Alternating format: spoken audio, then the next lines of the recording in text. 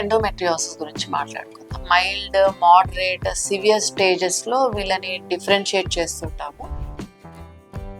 మెయిన్గా చూసుకుంటే clinical diagnosis వీళ్ళ హిస్టరీ ద్వారా కానీ, కంప్లైంట్స్ ద్వారా కానీ, ఆర్ స్కాన్ సహాయంతో వీళ్ళకి ఎండోమెట్రియోసిస్ ఉందని చూసుకుంటాం. సో స్కాన్ ద్వారా అంటే మోస్ట్ ఆఫ్ ద టైం వీళ్ళకి ఓవరీస్లో endometriotic cyst or chocolate cyst అని కూడా అంటారు. అండాశయంలో మనకి ఎగ్స్ కూడా వీళ్ళకి కౌంట్ పడిపోతూ ఉంటాయి. గర్భసంచి మజిల్ లేయర్కి వచ్చేసరికి కూడా ఎండోమెట్రియోసిస్ స్ప్రెడ్ అవుతుంటుంది.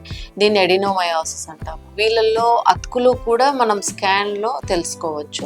సివియారిటీ ఆఫ్ ఎండోమెట్రియోసిస్ తెలుసుకోవాలి ఎంఆర్ఐ గైడెడ్ కూడా సహాయంతో సివియారిటీ డయాగ్నోస్ చేస్తాం. ఎండోమెట్రియాటిక్ పేషెంట్స్ వాళ్ళకి ఒకవేళ సర్జరీ చేయాలి అనే అవసరం ఉంటే మాత్రము 1 surgery should be the best surgery. దీంట్లో వీళ్ళకు సాధ్యమైనంత వరకు చాక్లెట్ సిస్ట్ అనేది ఎంత వీలైనంత వరకు ఆ సిస్ట్ మందమే తీసి హెల్దీ టిష్యూని ప్రొటెక్ట్ చేయడానికే చూస్తాము. అండ్ ట్యూబ్స్ ఓవరీ రిలేషన్ని ప్రాపర్గా ఉండేటట్టు మెయింటైన్ చేసుకుంటూ సర్జరీ చేస్తాము. కొన్ని ఎండోమెట్రియాటిక్ స్పాట్స్ ఫల్గరేషన్ మెథడ్స్ ట్రీట్ చేస్తాము. సో ఇలా చేయడం మూలన patient quality of life improve అవుతుంది. న్యాచురల్గా ప్రెగ్నెన్సీ రావడానికి ఛాన్సెస్ ఎక్కువ ఉంటాయి.